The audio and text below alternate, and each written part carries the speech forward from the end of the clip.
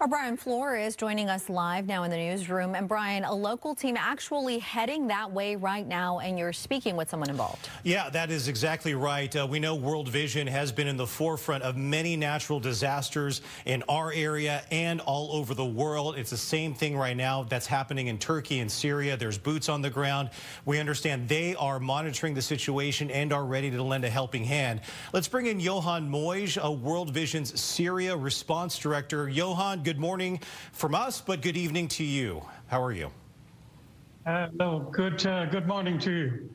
Thank you so much for joining us. I know you've been in touch, as we mentioned, with your team over in Syria and Turkey. I'm just curious to know what they're experiencing, what are they hearing in terms of the damage, and what are they noticing out there? The situation in Turkey is different from the situation in Syria. In Turkey, there are a lot of buildings who were destroyed, and people live in these large apartment buildings, and I'm sure the number of victims will increase. The situation in Syria is quite different because we work in an area, and we have been doing so for the last 7, 8 years, where people live in tents or minimal structures, and they after a long war and other disasters, now they're facing a new disaster, and a lot of victims are there, although we have heard that all of our staff are safe.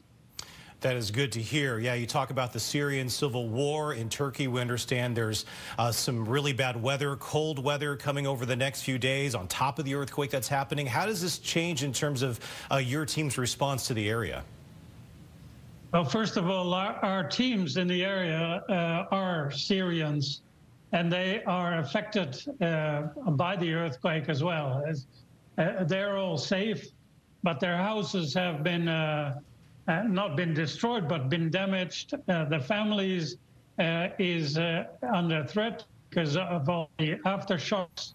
So we've started little by little this morning providing heaters to shelters that have been erected to show or give some shelter for those who have who've lost their homes.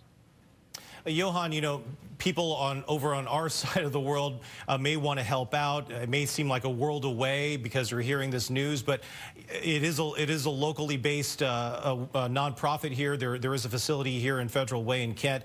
Just curious to know how people in our area can help out World Vision to help the people in Syria and Turkey. Well, like in many crises, we value the interest of people from all over the world.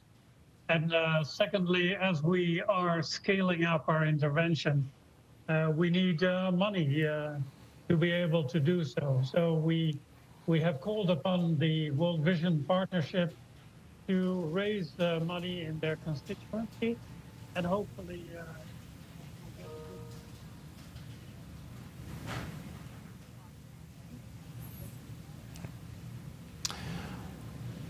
All right, looks like we lost the audio there, but that was Johan Moj, World Vision's Syria Response Director. He is joining us from Amman, Jordan this morning. So he's given us a little update on how the crews are dealing with the situation. Again, they're assessing the damage from this 7.8 magnitude earthquake. We'll continue to follow up with World Vision and give you updates from the situation on the ground out there as well. Guys, back over to you.